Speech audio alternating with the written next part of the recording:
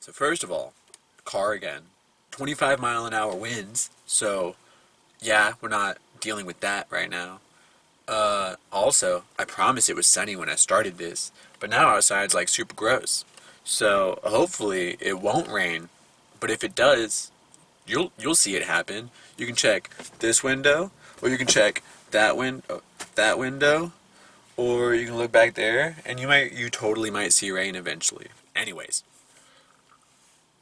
today is my 8,488th day alive. Unfortunately, this day lands on a Monday, and honestly, over the weekend, a lot happened in the world of sports. World of sports. World of sports. First off, Conor McGregor is not the monster he used to be. He got knocked out for the first time, and it was hilarious. I mean, like, sure, the fight was super entertaining to watch, and for the most part, Conor had the upper hand. But at the end of the fight, his leg just gave out, and he got hit with so many punches to the face that he was out almost cold. He, like, didn't completely lose consciousness.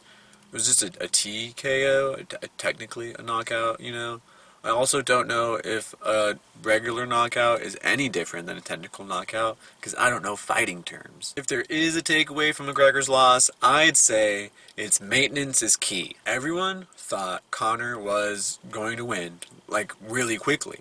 But when you realize that Conor hadn't fought in, like, a year, and the guy Conor was fighting fought like 6 months ago, then like you just kind of think Conor might be out of practice. But I don't know about fighting or training or how to make money on pay-per-view. I just don't think Conor was on his A game. Maybe Conor even lost his A game. But that is all the speculation I can throw at Conor McGregor before he gets violent, because he's a violent person. And if I'm being honest, he's probably looking for someone to knock out right now.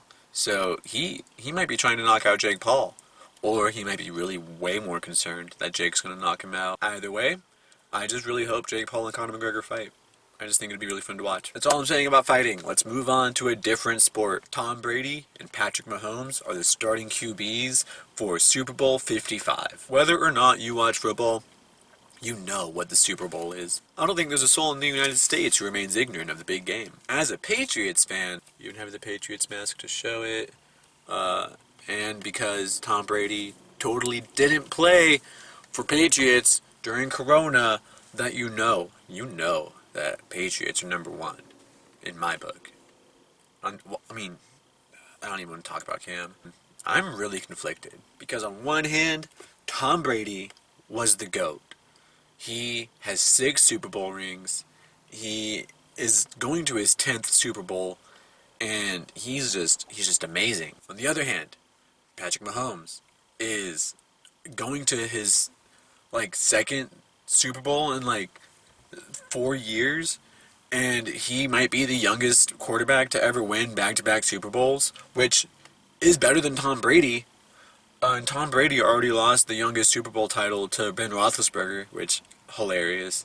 And Mahomes, I think, tied for that? I don't know how old Mahomes is. Mahomes is still pretty early in his career, and he is hungry for his second ring. Both quarterbacks play amazing football and have amazing defenses to back them up. If I was a betting man, I would bet on Patrick Mahomes, because you never know when Tom Brady is gonna just not show up.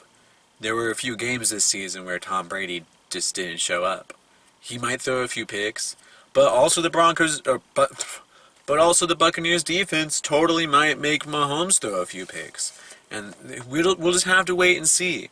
I think we're 3 weekends away, 2 weekends away from the Super Bowl. The Super Bowl's close. It's in February. I want to say February 7th, but I don't know. Doesn't matter, because I don't have any money, so I don't need to place any bets before a deadline. Is there anything else about the Super Bowl? Next week is the fake Pro Bowl. They're not even going to have a game. They're just, like, having a ceremony. Which, like, how is that even better? Unless you're going to do it over Zoom. Know what? I don't even want to hear it.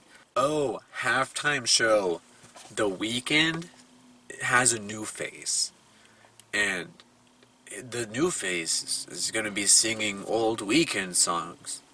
And I'm not like against new face. I don't like new face yet. But that's because I was used to old face.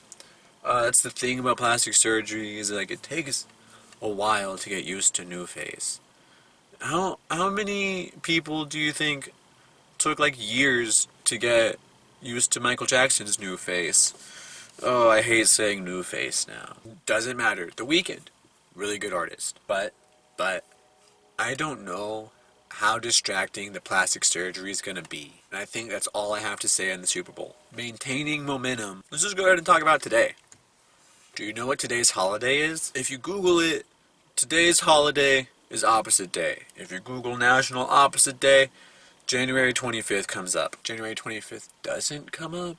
This day has never confused me.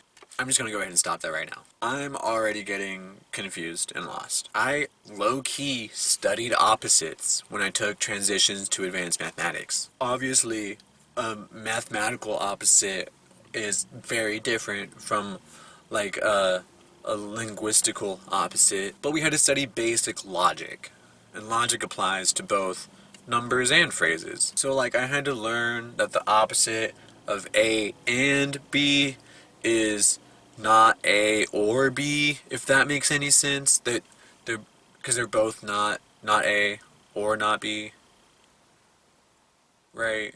Does that make sense? Like if you wanted apples and bananas, and all I wanted was not what you want, then you would have apples and bananas, and I would have no apples and no bananas. No apples or bananas.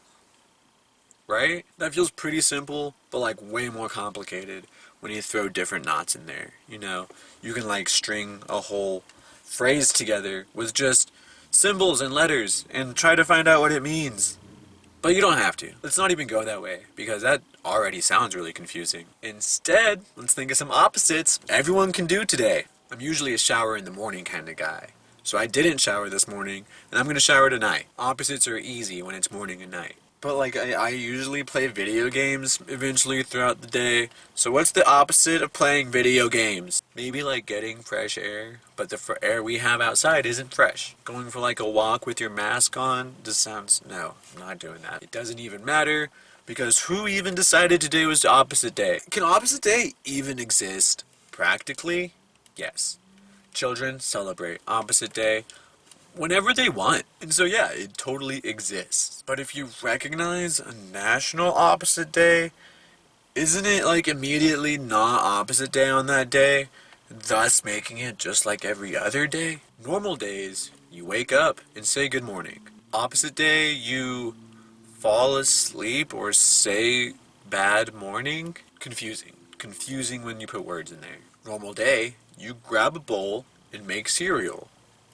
Opposite day, you grab a plate and destroy cereal? Doesn't make any sense. When forming an opposite, what should the strategy be? The opposite of a tall red bird could be a short red bird, a tall blue bird, or a tall red rock, maybe. All of those feel like opposites from a tall red bird, but also like kind of completely unrelated to each other. Could a short blue rock be the opposite of a tall red bird? I don't know, and it doesn't matter. Opposite day was probably one of the first paradoxes that I ever encountered. No matter how you try to announce that it's opposite day, you either are breaking the rule already or can't communicate it to anyone else that doesn't already know the rule. If today is opposite day, then saying today isn't opposite day would be correct. But to share the information, you have to communicate in an opposite way that today is opposite day. But if you said today isn't opposite day, it communicates a lack of holiday. Like a lack of oppositeness. Maybe we should just start calling it opposite night or something. Nothing makes sense at this point, if I'm being honest. Backwards logic always makes my brain hurt. So I guess if I had to like communicate with someone that today is opposite day, while also abiding by opposite day rules. I'd probably say something along the lines of, currently I'm not celebrating opposite day by myself. I don't know if that's true. How many people are celebrating opposite day today? I'm trying to communicate to someone else that it's opposite day while also not breaking the rules of opposite day. I fell asleep this morning and forgot that today was opposite day. I fell asleep this morning and forgot that today was an opposite day.